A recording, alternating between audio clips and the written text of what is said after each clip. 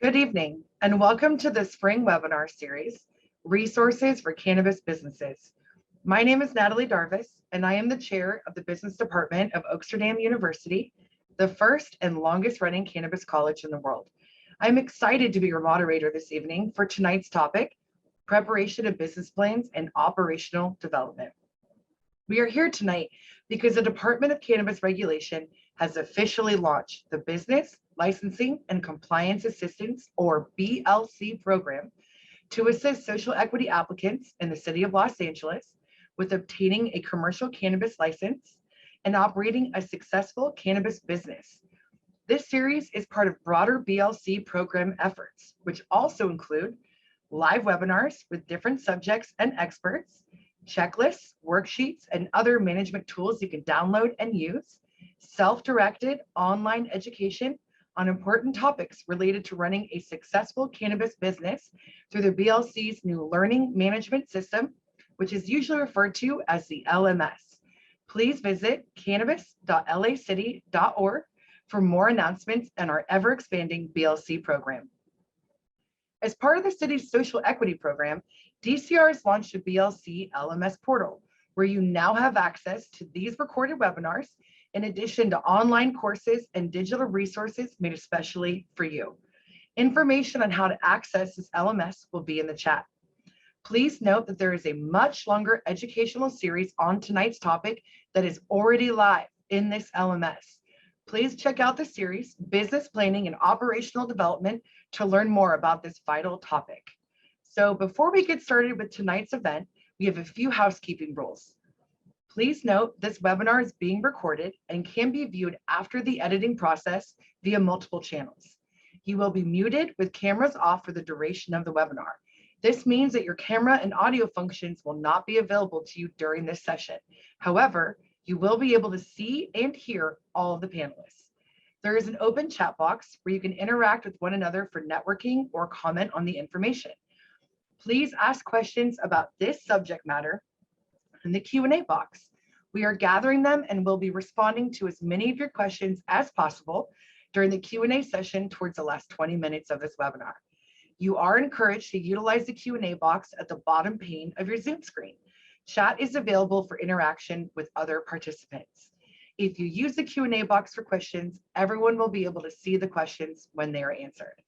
Make sure that you save the date, March 19th, this Saturday, and RSVP to get more information on the live Grow 2022 Career Fair.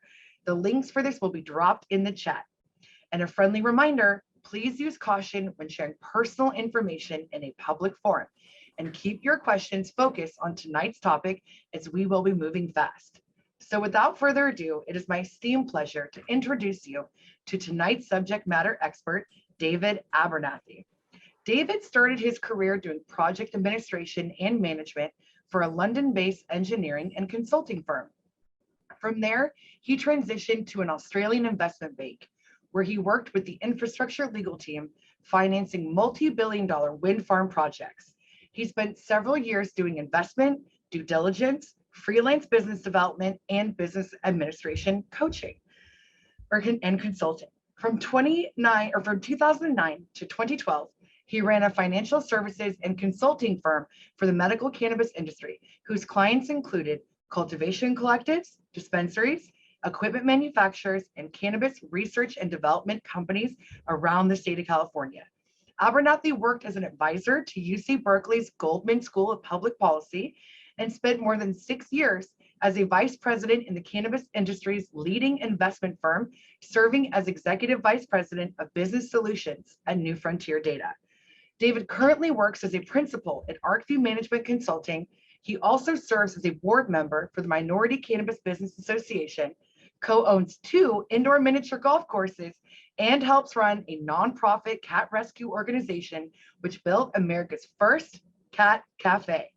Good evening, David. Hello.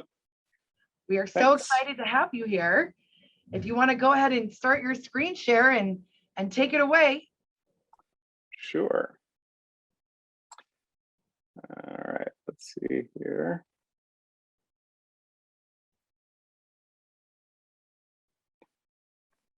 That work? That's great. We're so excited to hear this information. Excellent. So thanks for the intro. I guess since that was written, I've also joined a couple of other boards, including the Minority Cannabis Business Association. So it's really great to be here talking about some really important ideas that you're going to have to wrap your heads around if you want to run a successful cannabis business. So today we're going to talk about crafting a business plan. We're going to talk about registering your business, and we're going to talk about just a couple of the operational documents that you'll need to have in place in order to run the business. So let's start with business plans. A business plan is a document that essentially outlines what your business is going to do and how it's going to do that. So typically, this will include a whole host of sections that will cover things like financial and operational goals. They'll cover who's on your team, where the business is located. We'll get into a few of those details in a moment. But one of the, I think, important things to think about when you're creating a business plan is that a good business plan should be a living document. It's not something that you should just write and then never look at again. Good business plans grow with the company, and as you encounter new obstacles or as plans change, you can update those business plans.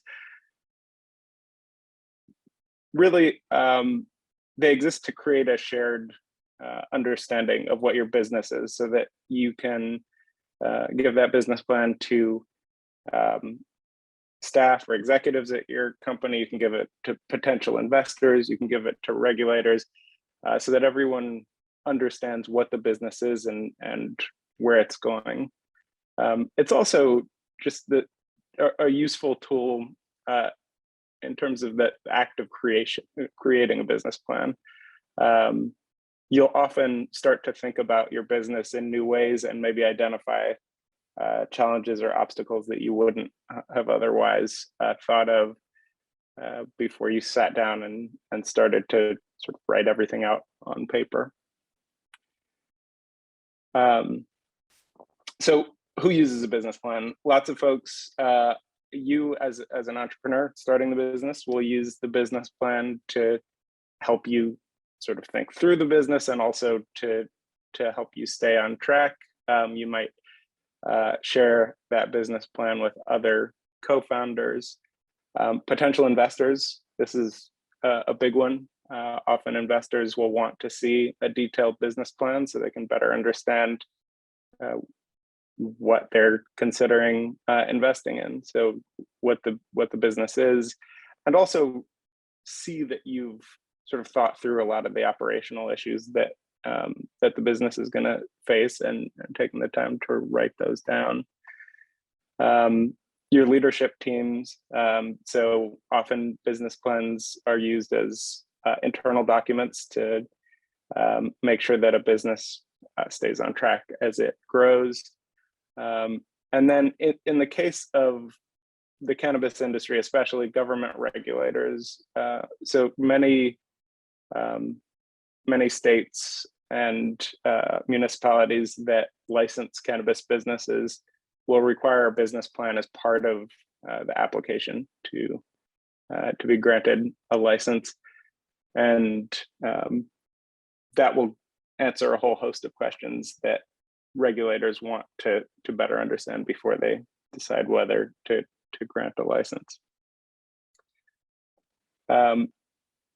So ultimately, a business plan describes your business. It describes any products or services that you're planning to sell, and it describes in detail how you're planning to achieve the goals of the venture. There are a bunch of different formats for business plans. Often startups will create detailed business plans that really get a little bit into the weeds when it comes to understanding the market at large, understanding your place in it.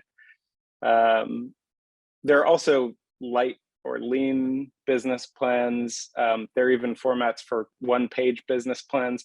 These can be useful for sort of workshopping business ideas, but most of the stakeholders that you're likely to encounter, folks like investors or regulators, will want to see a more robust business plan.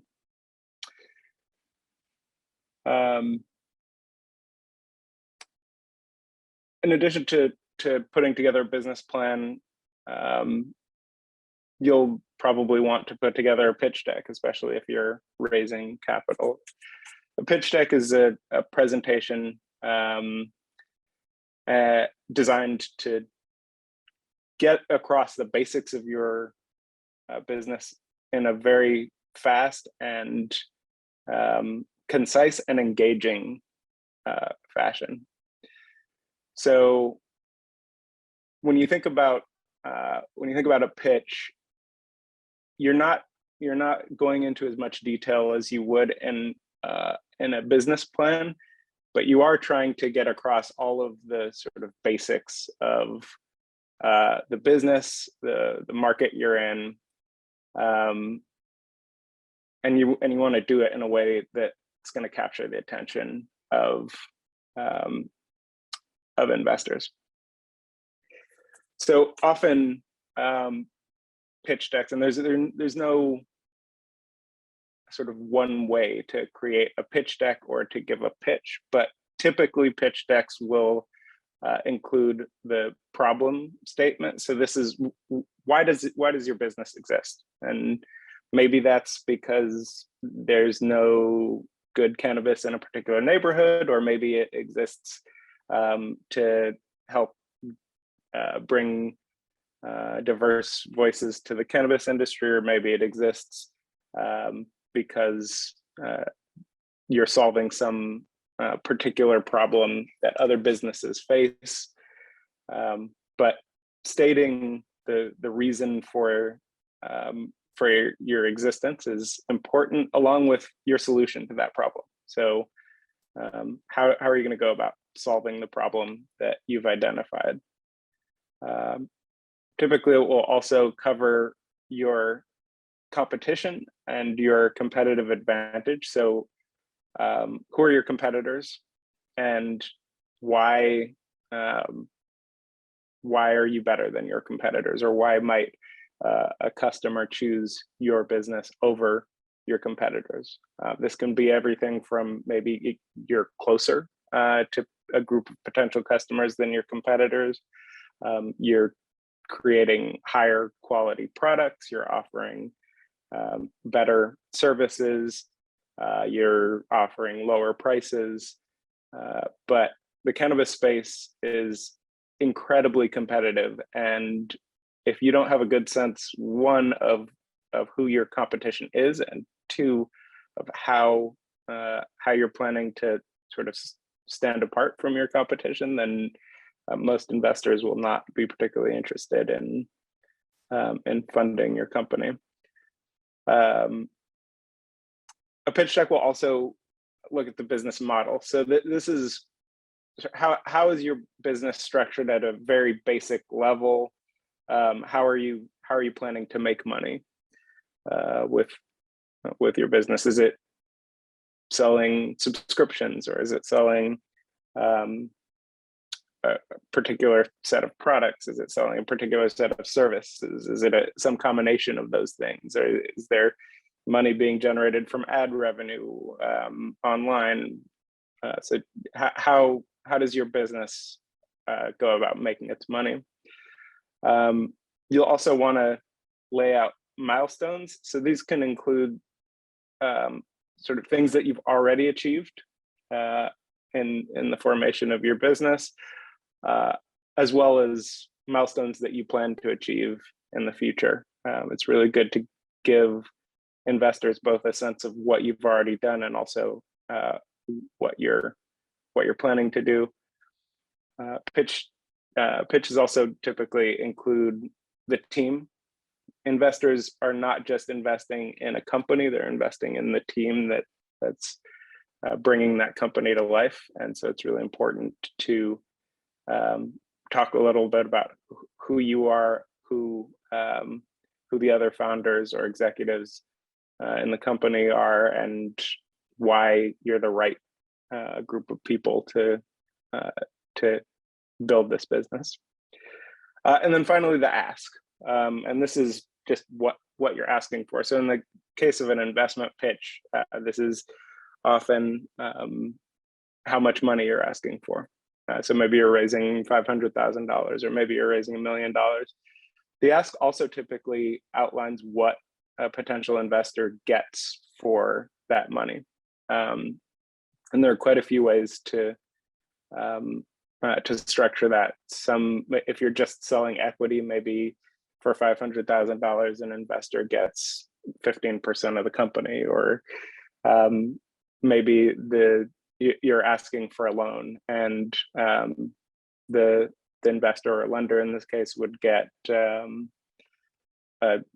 10% annual rate of return on the investment until it's paid back. Maybe it's a convertible note, which starts off as debt and then gets converted to equity later on. But it's really important for you, well, when creating your pitch, to understand exactly what an investor is getting, both because you want to create a compelling offer for investors, but also because you want to make sure that you're happy with what you're giving up, whether that's repayment of a loan. Are you going to be able to pay back the loan at the interest rate that that you're discussing? If it's giving away equity, are you giving away too much? And there's a balance there between creating a compelling package for an investor and giving away too much of your company. Once you've created a pitch deck, the most important thing you can do is practice.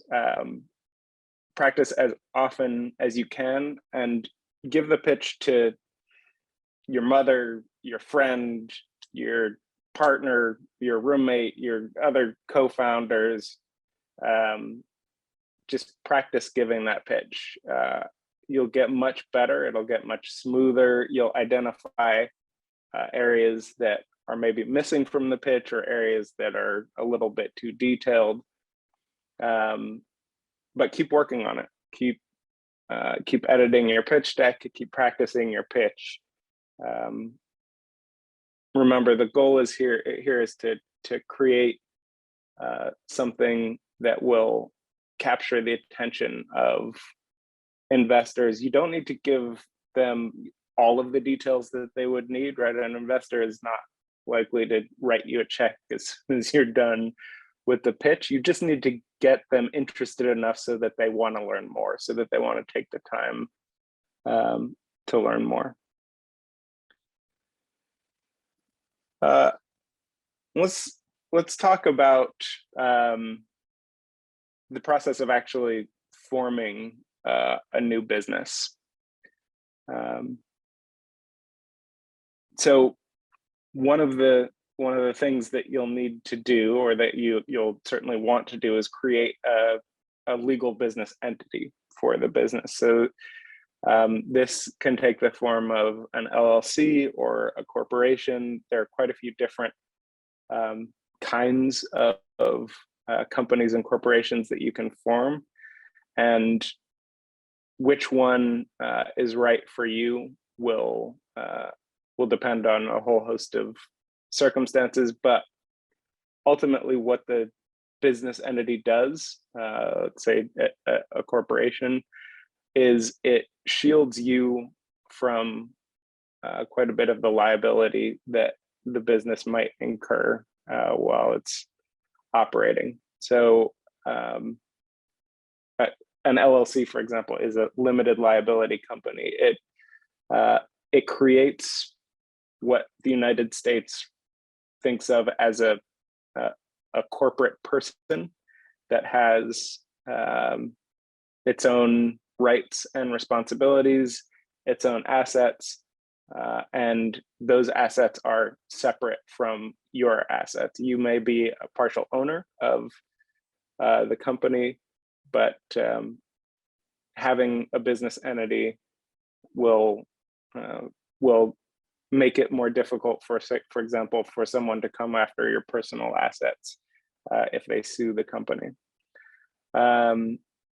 It also gives an investor something to invest in, right? So if you have a business entity, you can sell part of that business entity to investors.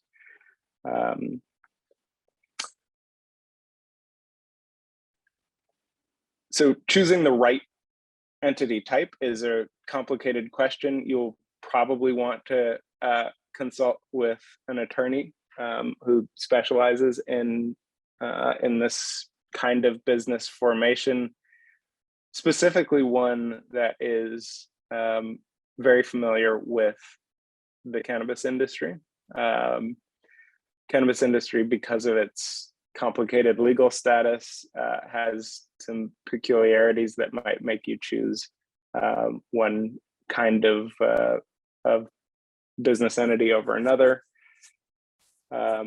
You'll want to think of the whole life cycle of your business when you're choosing what kind of business entity to form, and talking with someone like an attorney who understands business entities and the differences between them, and the benefits and drawbacks of different kinds of business entities is important. It's also important to know things like it's significantly easier to convert from an LLC to a C Corp than from a C Corp to an LLC. So you'll want to really think about not just where your business is today, but where you're planning to take it. Will it take on a significant amount of debt? Will you be selling shares to investors? In California, LLCs, for example, can only have one kind of share, which means that you as a founder and your investors would have the same type of equity. Whereas a C Corp, for example, would allow you to create different shares of stock so that the sort of rights and responsibilities that you have as an owner could be different from the rights and responsibilities that an investor has as a co-owner in the business. And lawyers are expensive, but not as expensive as the mistakes that folks tend to make when they don't hire a lawyer early. The good news is that for an experienced an attorney or consultant who's used to forming business entities, it's a pretty straightforward thing. They understand the pros and cons. They'll want to take some time to understand the specifics of your business and your plans, but it shouldn't be too expensive to get that business formed.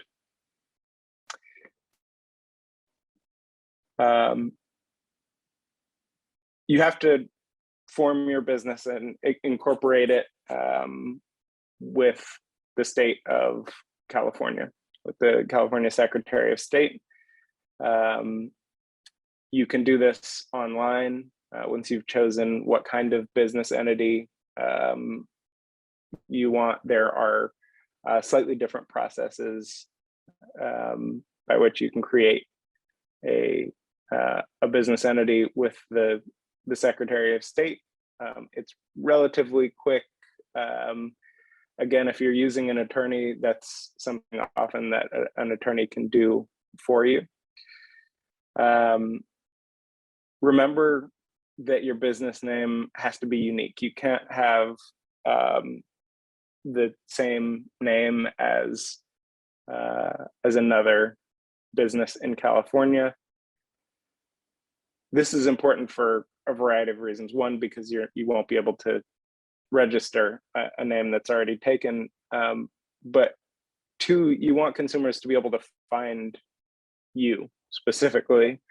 You want consumers to, when they, for example, Google your business, to know that that they're finding you and not some other business with a similar name. So while you're searching for a name, you can search on the name search tool on the Secretary of State's website to find other businesses in California with those names. Also, just spend some time with Google and look for other businesses with the same name that may not be in the state of California or might have a different business entity. That's another sort of important thing to know, is your business entity name does not necessarily have to be the same as your brand name.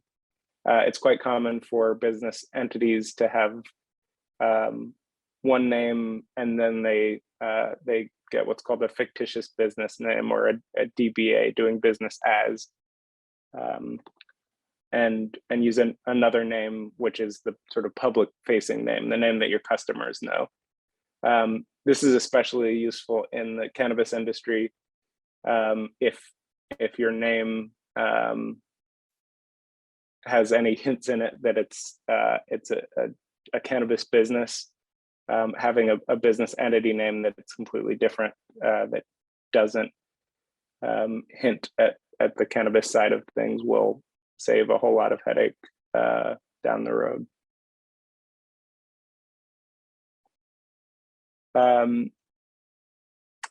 So in addition to forming the business entity, you'll have to go through a few additional hoops. In the case of Los Angeles, you'll need a business tax registration certificate. This allows you to collect and remit sales taxes. The city of Los Angeles also has a cannabis gross receipts tax, which is separate from the sales tax. That also has to be paid. And you'll need a certificate of occupancy in LA, which essentially demonstrates that the building officials have done the inspections that they need to do, that your facility is in compliance with the relevant building codes, and that you're ready to start doing business at that location.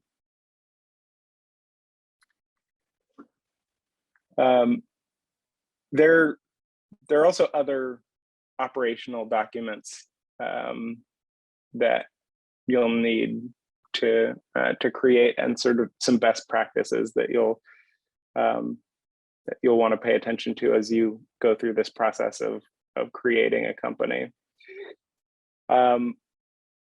One of these is called an operating agreement. An operating agreement is a contract that exists between you and any other owners of the business, which outlines a whole host of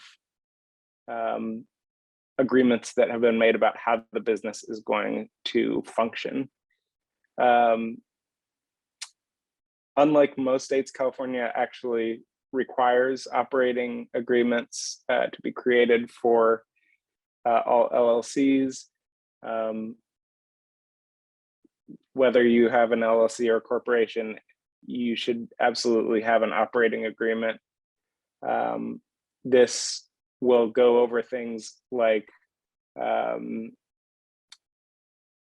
how decisions get made at the business, what rights and responsibilities different folks involved in the business have. So what kinds of decisions can be made by the CEO, for example? What kinds of decisions require a vote from shareholders of the company? What are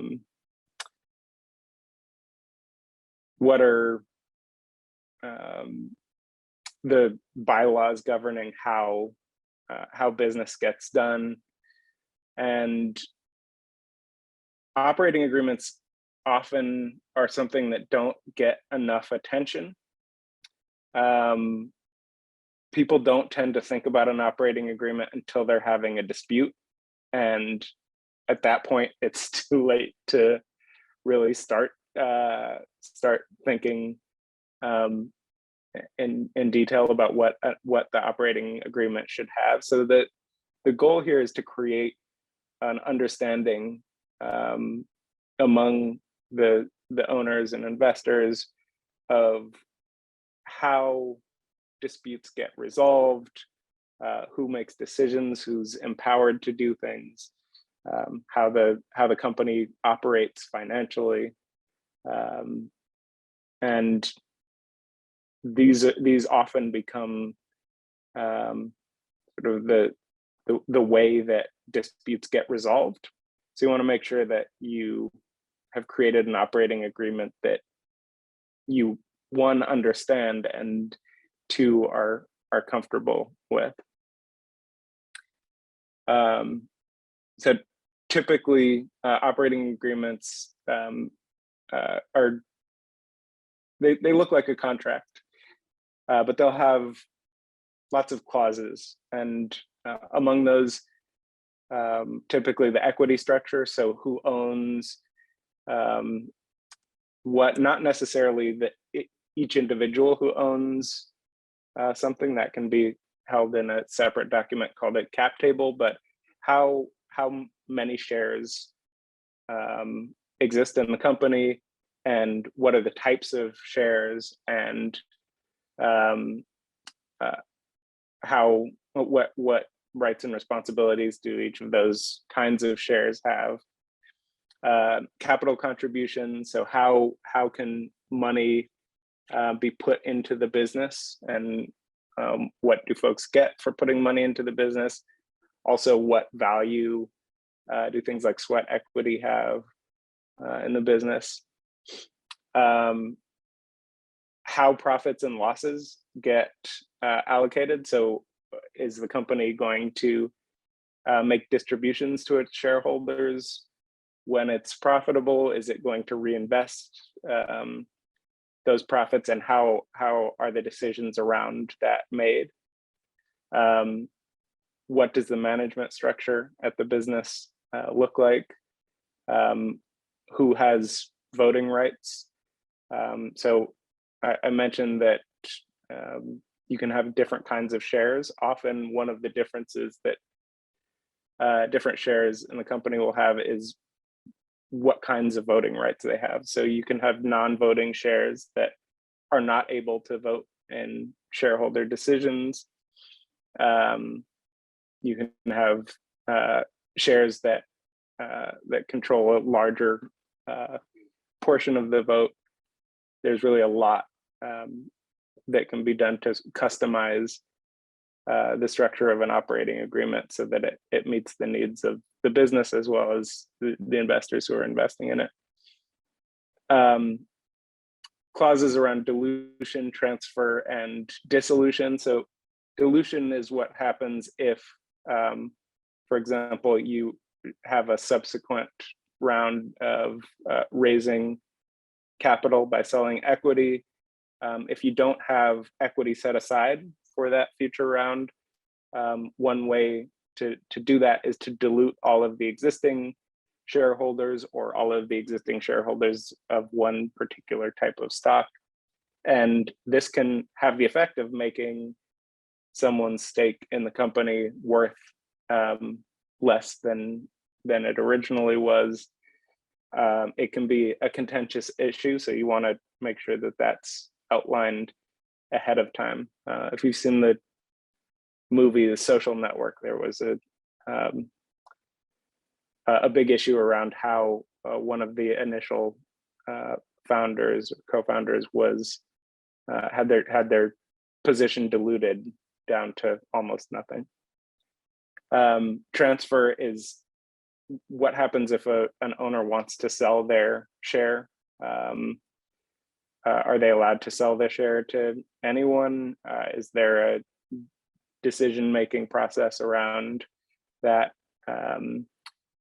Dissolution is what happens if the company gets dissolved, and this can happen for a variety of reasons. If the company goes out of business, what happens to the assets of the company?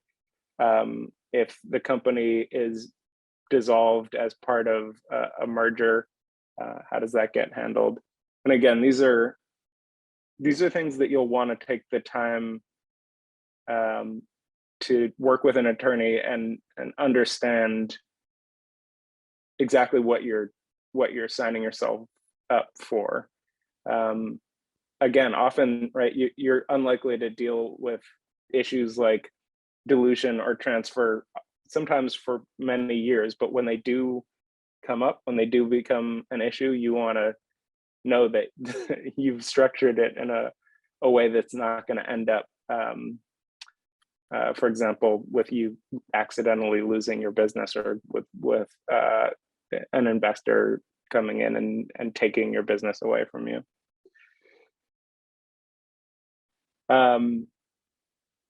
So operating agreements, a lot of folks will find just sort of a boilerplate operating agreement online. You can find templates for operating agreements. That's all well and good, but it's unlikely to have the specific provisions that you'll want to see, provisions that are specific to the kind of capital raising you're doing, provisions that might be specific to the rules for social equity programs, which often have very specific rules about ownership, who can own the businesses and how much they can own. And then often there's a lot of ambiguity around ownership and management. So what's the difference between, say, a founder of the business and an investor, and what decisions are they each responsible for? What decisions can they make? It's really important to outline that in a way that makes sense for your business. Some entrepreneurs work very closely with their investors. Maybe your investor is a good friend or a mentor, and the structure of your business might look different from a business who's raising capital from an investor that you don't know, or one who's not familiar with the cannabis industry, or whatever. The important thing is really to understand how all of these clauses affect your business specifically and create a structure that's going to work for you. Often operating agreements will have loopholes. They'll have ways for one of the parties involved to take advantage of another party. This is, again, a really important reason that you should be working with an attorney to create the operating agreement, to make sure that there aren't sort of oversights that you make that could end up being extremely expensive mistakes down the road. And then another big one is stagnation. So people will create an operating agreement and then never look at it again until it's time to sell the business or dissolve the business or something like that.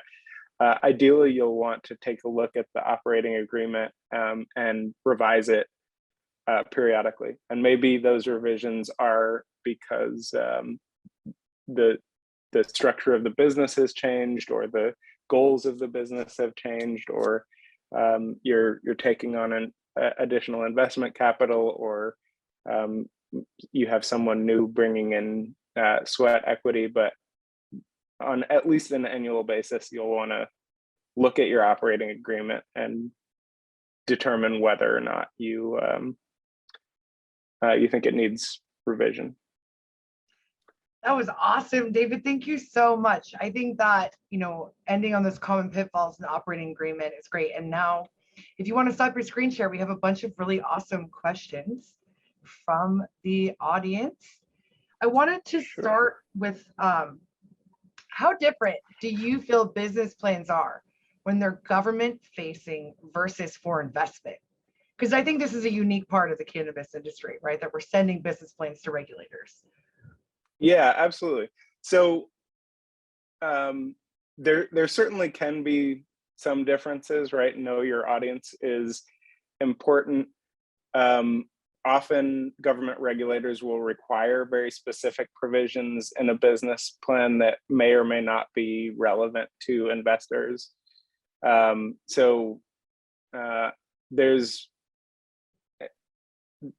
Often you can create one business plan and it can serve all of these purposes, but it's not uncommon to have sort of different versions of a business plan, especially in the case of a government agency that might be specifying certain things that go into more detail than you would want. Also, there may be confidential things that you share with the government that you don't want to share with any potential investor, right? Presumably, if you have an investor that actually invests in the company, they'll likely know those confidential things, but you may have to share this business plan with many, many, many investors before you find one who will fund the business.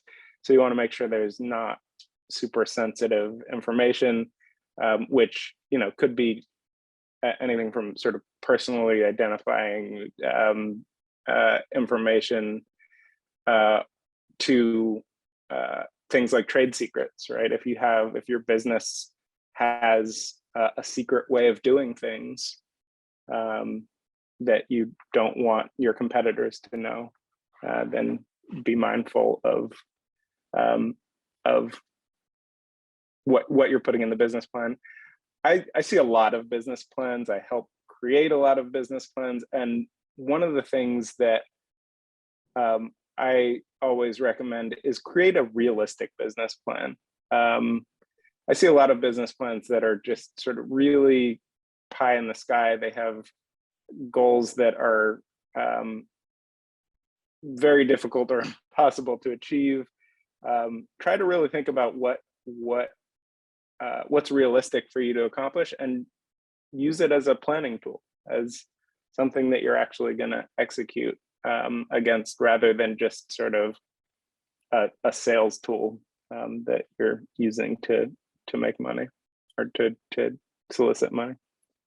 Do you feel like a lot of these more lofty business plans are from folks who are newer to the space and are not necessarily aware of how serious the competition and how small the profits are at this current stage in the game?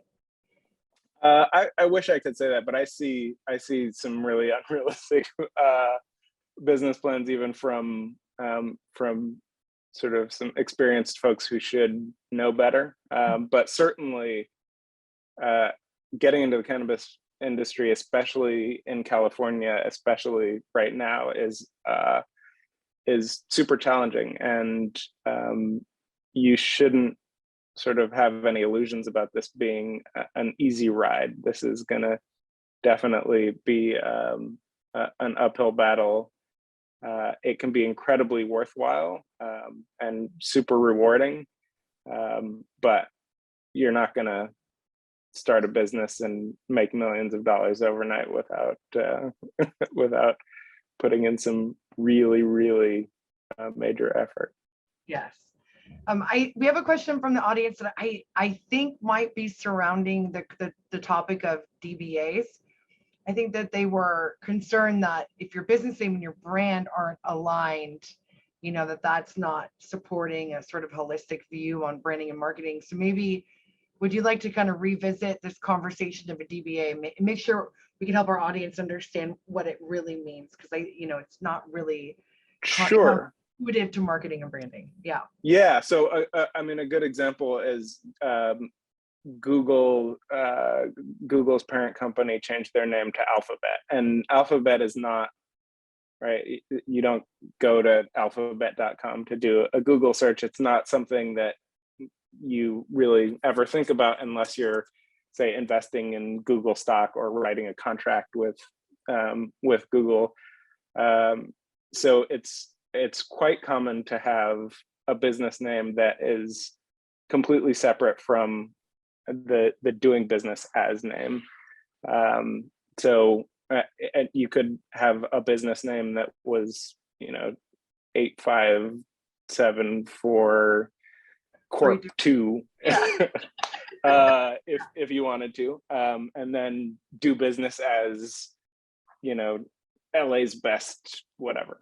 And that's quite commonplace. And again, in the cannabis industry, it's an especially big deal, because if you're a dispensary that is well known, it can make signing business contracts more difficult. It can make finding bank accounts more difficult. So it's often really helpful to have a business entity that is separate from your brand name. Absolutely. So because I've known you for quite some time, I know that you've seen more cannabis pitches than most people in the entire cannabis industry. So what are some key takeaways that you have for our viewers on what creates a successful pitch, especially as it relates to the Los Angeles market and social equity entrepreneurs? So yeah, I've seen a lot of pitches. I've seen a lot of really good pitches. I've seen a lot of really terrible pitches.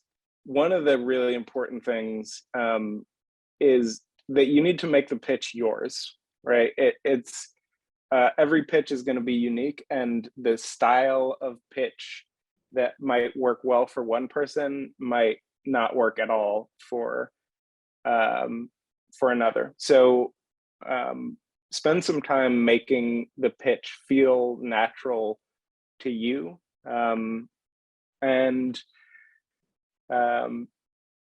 when it comes to sort of pitches for Los Angeles cannabis businesses in general, really understand your competition, right? Los Angeles is the California cannabis market is hugely competitive. The Los Angeles market is hugely competitive. If you have a competition slide and you say to your investors, "We have no competition," that's an immediate red flag. You absolutely do have competition, and it's really important for you to know who that competition is and understand what their strengths and weaknesses are, and how your business is going to differentiate itself. Great advice. Along the same lines, like, what wisdom can you impart around business plans and assessment of competition as it relates to the Los Angeles market? One thing that comes to mind is that I feel like operators in Los Angeles have a huge pressure of unregulated retail outlets that isn't as common in other parts of the state. But is there any other wisdom you could offer our audience around business planning and assessments of competition in Los Angeles? Yeah, I mean, there are lots of ways that you can figure out who your competition is and what they're doing.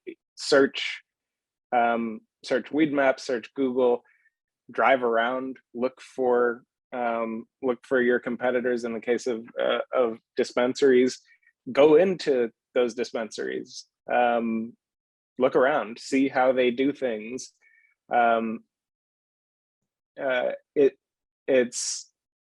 It's really important. You can learn a huge amount by just going and visiting your competitors and taking a look. And in the California cannabis industry, that you do face competition from the unregulated market, which is really tough.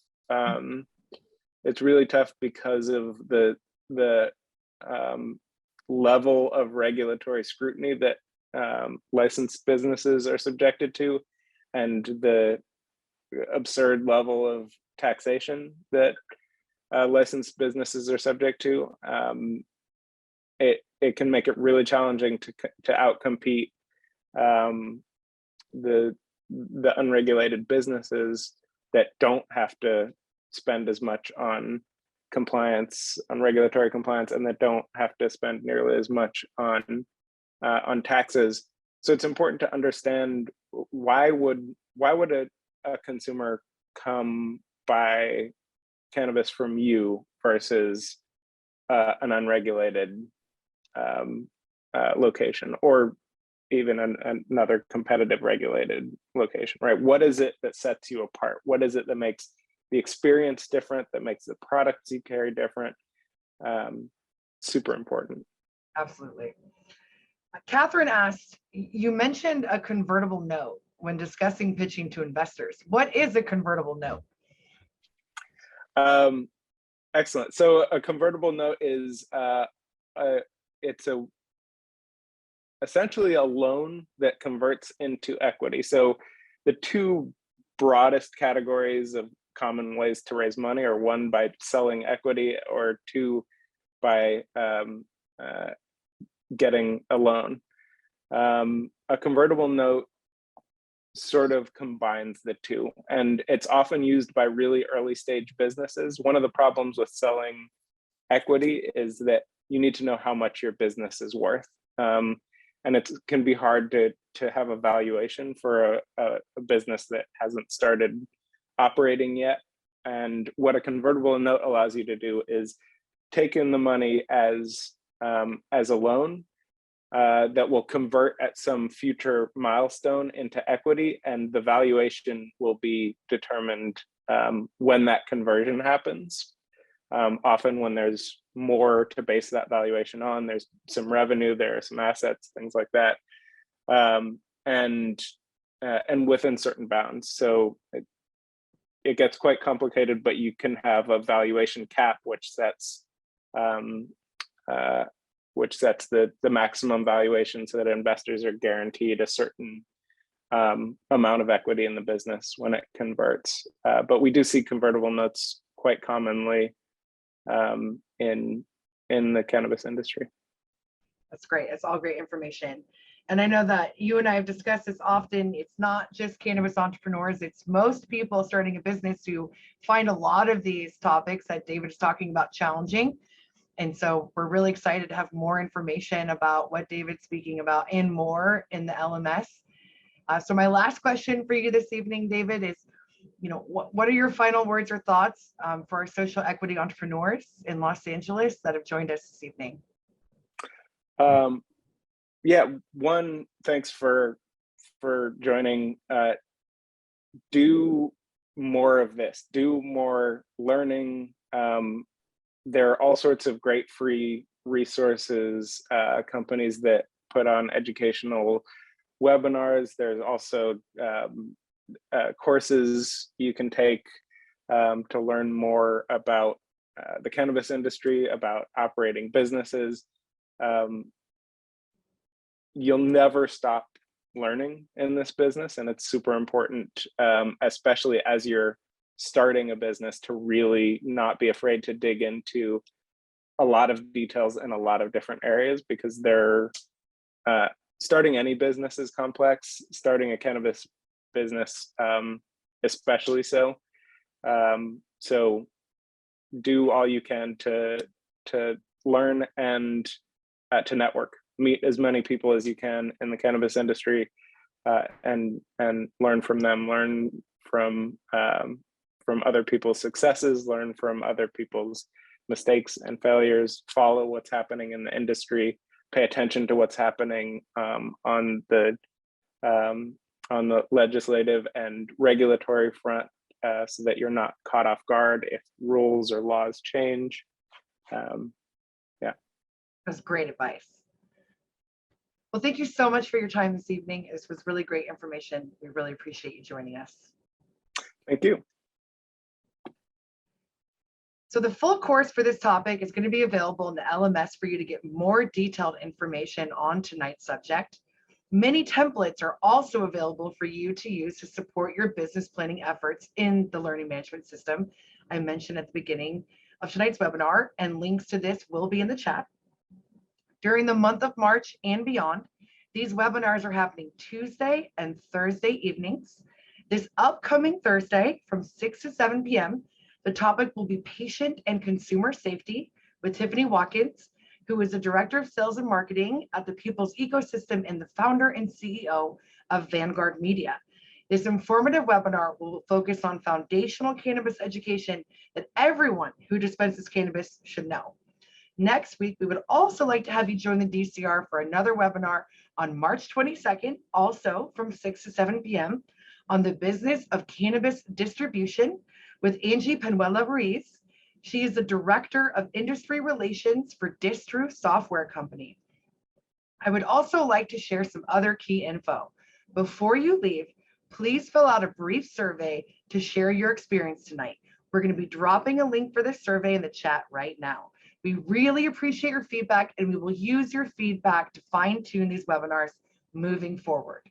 The DCR also encourages licensed cannabis businesses to hire local, transitional, and equity workers. To support these efforts, the DCR will be hosting an in-person career fair on March 19th, this weekend, folks, at Los Angeles Trade Technical College. If your business is hiring and you wish to attend to meet and interview job seekers, the DCR will also provide small group and individual coaching sessions to employers wishing to learn more about successful hiring and retention practices and how to fulfill the good faith hiring requirements in LA. Make sure you save the date, March 19th, this weekend, and RSVP to get more information on the live Grow 2022 Career Fair. And if you are a social equity licensee, you can also sign up to receive small group and individual coaching on workforce development. Just click on the same link as for employers that was just dropped in the chat to RSVP and learn more. So on behalf of the Department of Cannabis Regulation, I thank you so much for attending, and I hope you have a great evening, and I'll see you real soon.